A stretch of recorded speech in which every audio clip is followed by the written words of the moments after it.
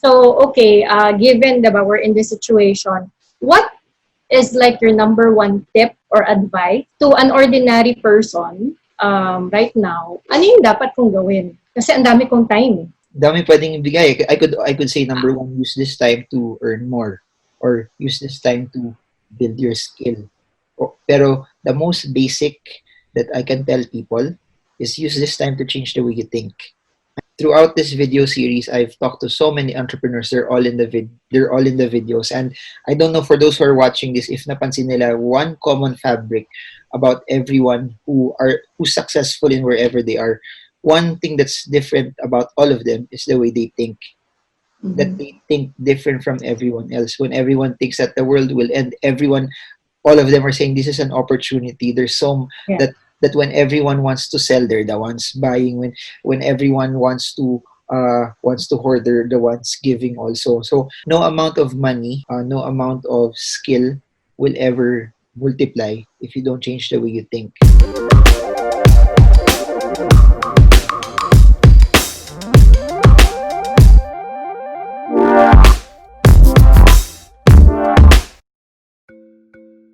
In this video, guys, we have a very, very special guest who's gonna grill me with so many questions. So, I'd like you to meet Joyce Tankeh, guys.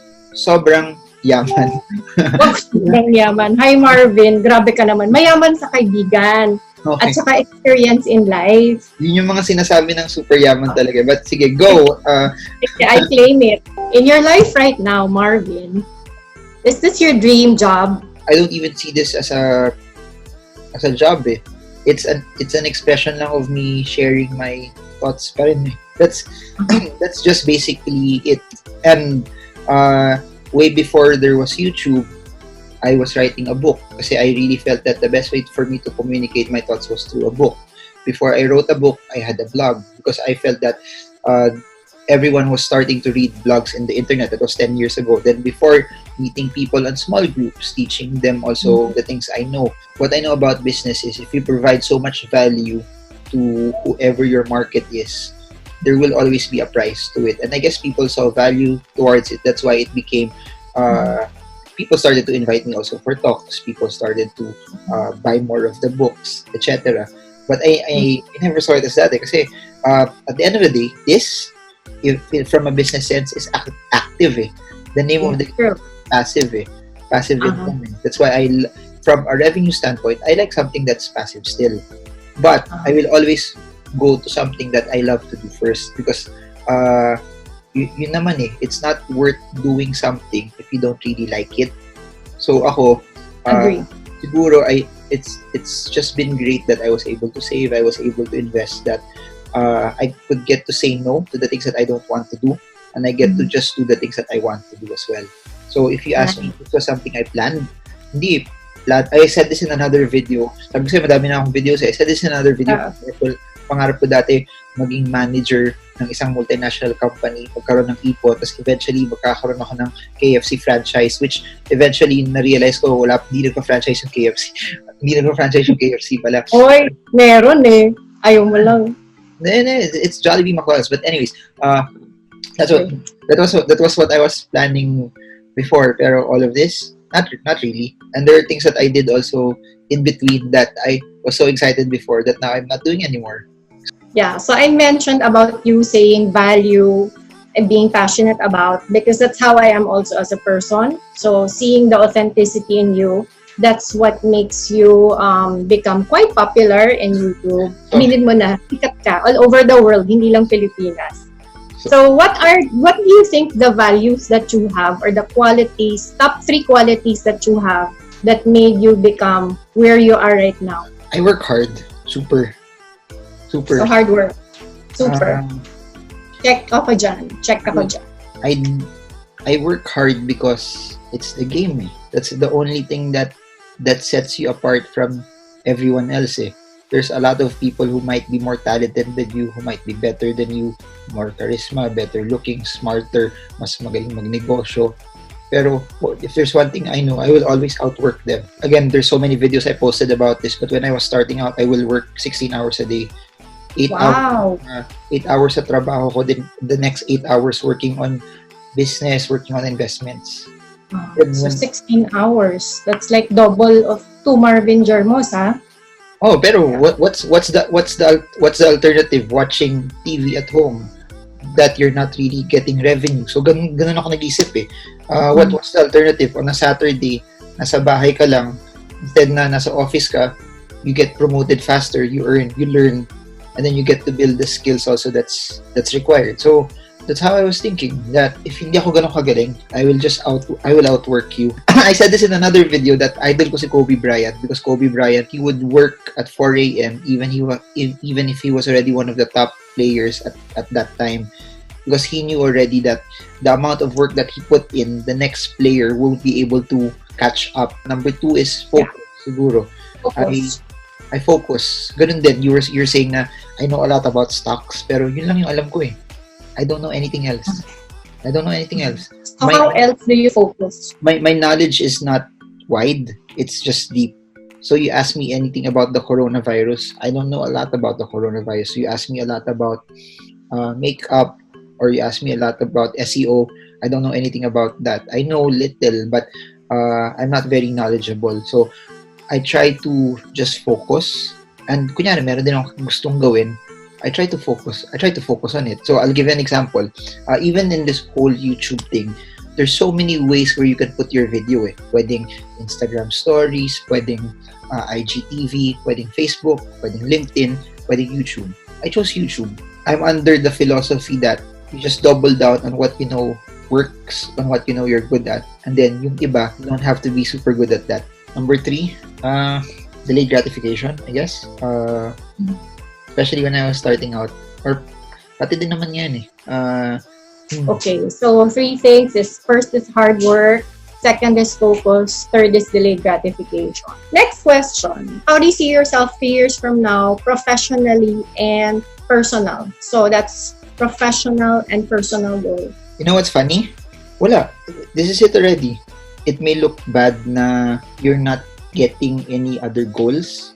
Simple lang yung gusto ko, like what I said from the start, that I get to do what I want when I want. Eh, simple lang din naman gusto ko. I just like to eat and I like to drink coffee. Then, I also like to travel. But that's just basically it also. This is my answer to that. Majority of that question are for people who are currently doing something, either don't like what they're doing, that's why they need to find something else that's that's different or bigger or better. I found what I really like to do.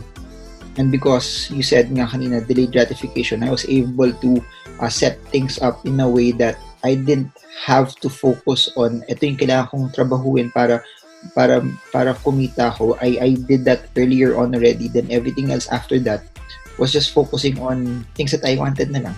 I think that's just my ano. Pero you put mini goals also in between. Like for example, kunyari sa stocks, gusto ko sana lumaki ng ganito yung cash ko by this time. Or sa YouTube, my goal in YouTube is I wanted to make 10,000 videos. Those things won't shift the way my life would be naman eh. Yeah. So kung baga, it's still you. You're not gonna be like in a totally different Marvin, na mag-iiba, diba? Tama? Yeah. So, yeah, I guess siguro, given that we are now under ECQ, my next question is 2 things. What do you think the blessings that you're getting from this? And then secondly, after this, well, what will be Marvin like? Kasi, di ba, right now, people are saying, of course, we will be different after this ECQ eh. The way we think, the way, diba, parang this is like a semi-retreat because we're all in the house. So, I wish I had much more money. Kasi, doon ko na-realize na, when we were giving out donating for PPEs, food for doctors, doon mo ma-realize na kahit anong bigay mo, sobrang laki pa yung pangangailangan ng tao, that if you just had, kaya nga saludo ako sa Ayala, saludo ako kay Ramon, the amount of money that they've given, the only way you get to do that is if you have a lot of money. And the only way you get to do that is madami kang sobra, kasi you cannot give naman sobrang laki if it hurts you eh. So, yun yung isa sa na-realize ko, that may mga lalapit eh. patulong ng ganito, patulong ng ganito, patulong ng ganito, patulong ng... As much as you have to say yes to, you want to say yes to everyone, you have to, kailangan mo hati-hatiin yung pera mo that you get to give kahit konti, or may iba talaga you have to say no na talaga. So, ako yun yung ano ko na, and we're coming off, we were coming off Taal. And everyone also was giving off the Taal issue also. I need to make my reserve for outreaches more. Pero the only way I get to make my reserve for outreaches more is I have to also earn more. That's one thing that from the start of March, hindi ko naisip. Na-realize ko na lang yun when you saw needs started to arise also. And then knowing that the numbers are increasing on a daily basis and there's no definite answer. So, in your own way, diba? And I think the numbers for sure it's more pa. We haven't done mass testing yet. So I when they do mass testing, it will go up pa. That's why medyo muted yung pag-akyat because we don't know how many people have it yet. After this COVID, let's say we're back to the normal life. What do you think will this have an effect on you? I don't think we're going back to normal life anymore. I don't think so. Because of this, it will change already everything. Meaning, I'll give you an example. Businesses would never let their employees work from home. Kasi it's possible. Monitor, di nila maano. But now, businesses are seeing, mas effective pala. That our employees are working more now kasi they don't spend 2 to 4 hours in traffic. That they get to do more overtime because they're actually fresh pa. So, when companies see that, babalik mo ba sila sa normal? Baka hindi na. Oh, yung mga employees ko, they don't have to report to work pala every day. I don't have to get a large office anymore. Titipid pa ako sa rent. Dami. That's just one aspect. And then, I've been an advocate of online and digital for a very, very long time. I would always tell people whoever owns this and this will always win. And online groceries have been there for the longest time. But suddenly, because of this, people are suddenly pushed into it. And because pag nasanay na sila sa convenience, I'm not sure if people will also go back to it before. Kasi this is where naman we differ. For me, I forgot to mention this. If you ask kanina, what's one of the things that I value also? I value time the most. For me, time is more valuable. Yeah. I'm willing to pay more expensive even sa groceries and but I save time. Kasi yung oras na wala sa akin doon, I could have used that to make more money. Or I could have used that to do something else na hindi ko na mababalik yun. So, yung arbitrage na yun, I think people are seeing that now. So I don't, if we're going back to where we were December 2019, I think hindi na. People were objecting that digital money is not gonna work, and now everyone's is doing digital in your industry. But you can only get insurance pag face to face. Ngayon they're now allowing digital selling. I don't have an answer to that kung may nag-change sa akin, but what I do know is everything around me has changed in just a few days. So okay, given that we're in this situation, what is like your number one tip or advice to an ordinary person right now? Ano yung dapat kong gawin? Kasi ang dami kong time. Dami pwedeng ibigay. I could say number one, use this time to earn more, or use this time to build your skill. Pero the most basic that I can tell people is use this time to change the way you think. Throughout this video series, I've talked to so many entrepreneurs. They're all in the videos, and I don't know, for those who are watching this, if napansin nila, one common fabric about everyone who's successful in wherever they are. One thing that's different about all of them is the way they think. That they think different from everyone else. When everyone thinks that the world will end, all of them are saying this is an opportunity. There's that when everyone wants to sell, they're the ones buying. When everyone wants to hoard, they're the ones giving also. So no amount of money, no amount of skill will ever multiply if you don't change the way you think. If you're not into books, the easiest thing that you can do, kung may mayaman ka na kamag-anak, may mayaman ka na kaibigan, sila utangan. Tanungin mo paano nila ginawa yun. And that's problem of a lot of Filipinos, kung may mayaman na kamag-anak, yung pera yung hinihingi. Hindi nila hinihingi kung paano nila ginawa yun. And if you give people money, personally, it's good. Pero, it shortchanges them. Why? Because when you give money, the potential stops there. But when you teach people how to do it, to make money, yeah, it doesn't stop. So, ako ganun gagawin ko. Since wala akong choice, I'm stuck here. I'll talk to a lot of people that I know that I want to be like. For example, gusto ko maging magaling sa, I don't know, basketball. Then I'll try to find a way to talk to someone na may na-achieve sa ganung ano. So, and somehow, I get to learn things also. And syempre, nakilala, out of 100, a lot will say no. Pero how many yeses do you need? Yeah, I like your answer because I'm all for learning and continuous learning, diba? So, sabi nga nila, the people you are with, average 5 people who you hang out with is your average income. So, if you want to make a lot of money, you need a mentor na nandun na yumaman na, diba? Kasi ang nakikita lang natin where we came from is our environment, diba? So, yun yung money mindset na usually yung akala mong tama. So, that's a good advice to hear from you. Diba? Since the internet is so vast, they could learn a lot, diba? Ang dami ng free online courses. YouTube, diba? Okay, next. Let's talk about happiness. Kasi masyadong seryoso, diba? What makes you happy 10 years from now versus today? People always try to pursue happiness. I don't ascribe to that. For me, happiness is something that when everything around you is okay, you become happy. For me, I like joy because joy comes from the inside out. That you could be at the worst situation in your life, but you still have joy. So thank you. That's me. Plural. Joy na mayaman. So yun. So I don't know. I think the same lang. I was as optimistic as I was before as how optimistic I am now.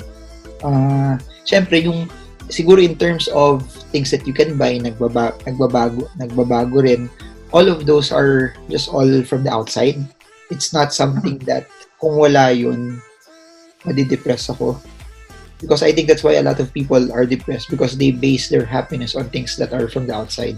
So, ever since the lockdown, what do you think is the most memorable moment or experience you had? The best investment that I ever had the past month was I bought a water purifier. It saved me so much time buying water, and especially now that I saw that sarado yung mga supermarket, it's so hard to buy water. Kasi we'd normally just buy water. Kasi we're not normally also not most of the time not here also, so yung water consumption is not that fast.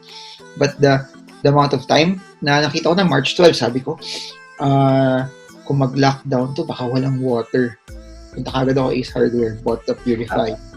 Yun, buti na lang. One of the best decisions I've ever made, especially now that one of the best ways to beat corona is to drink a lot of water. So yun. True. And actually babalik tayo sa back to basics, diba? Food, good food, healthy vitamins, sunlight, exercise. So, what do you think is, I guess, the most valuable lesson that we are learning from this? In good times, people don't like to save money. People would say na, ba't ako maglalagay ng pera? Ba't ako mag-save ng pera? Kung in-invest ko yan, kikita pa ako ng malaki. Ba't ako mag-iwan ng pera sa bangko? It's just gonna be beaten by inflation. Now, people who invested their money, placed it in business, leveraged it, are thinking, oh nga pala, kailangan ko talaga ng cash. In the same way, people who spent their money and did not have cash also are thinking how valuable it is right now. Kasi if you don't have any income, ano babayaran loan mo? How do you weather this storm? And when there's uncertainty, I mentioned that we won't be the same. Even if the lockdown ends April 30, it won't be the same still.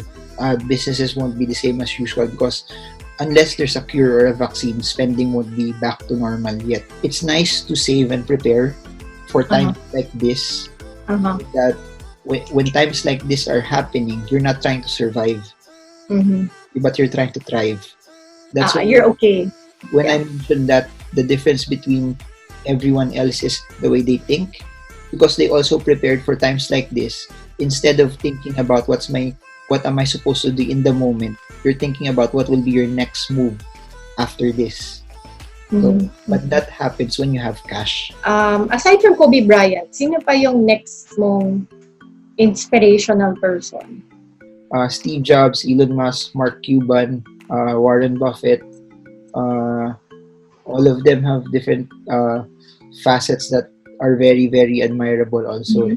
So, So I pero guess for now, your latest. lahat, lahat sila, I would, until now, I would watch videos of them, of all of their principles, kasi they all have their, for example, there was one video, sabi ni Mark Cuban, when he was starting pa lang, sabi niya, I'd rather earn very, very little working for myself than work for someone else. Sabi ko, just hearing that, buhay na buhay sa akin yung mga ganong sayings. I guess one of the things that people will always ask, what is the secret? Di ba? What is the formula? Knowing all this, I think it's the consistency in you. Like what I said, diba, 10 years ago, paano ka mag-isip? It's the same. Somehow, I understand where you're coming from, yung savings. Kasi mami ko, siya, Ilocano. So, grabe talaga. So, talk about simple. And until now, she's still simple. Does not shop. Yung cabinet niya, never ko nakitang napuno ng damit. Yeah. Those are one of the traits that I see in people who are, successful, like si Marvin. I think one of the traits that you have is you are generous with your time and your ideas. Diba, lahat naman ng successful people, pag in-interview, it's pretty much the same. They like what they're doing. Diba, sometimes your passion, you think it's norm, pero sobra ka na pala mag-work kasi love mo yung ginagawa mo, diba? So what I'm getting for you is really also that, your happiness is really based on within. Simple things in life are free. Ano yung favorite, mo ba? Ano inspirational motto na mabibigay mo sa viewers mo, Martin? Hard work beats talent when talent does not work hard. So, given also that we are confined in the house, what else are your things that you do differently now? None eh. None? All the same? Bukas yung stock market eh, so no change in my schedule. Except, syempre, you can't go out, you can't eat out, you can't go to the groceries, you can't travel. So, what's the routine that you missed? Wala, just eating out lang eh. Kasi ganun din before eh. Unless my wife nagpapahatid, I wake up when I want naman eh. So, not much change in that aspect. The market is open eh. May 2 days na sarado siya. So, sabi ko, ano gagawin ko kung sarado yung market ng 2 days? 2 days lang. So, for me, there's not much. Of course, meron pa rin. You want to go to the bank. It's harder. You can't eat at 11 p.m. midnight. Ganun. Yung pero in terms of not much sa akin. So, things that you value most now? Same pa rin eh. No change. As in no change.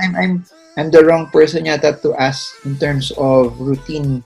I don't have to commute to the office. Walang change on that eh. Tapos I'm in BGC.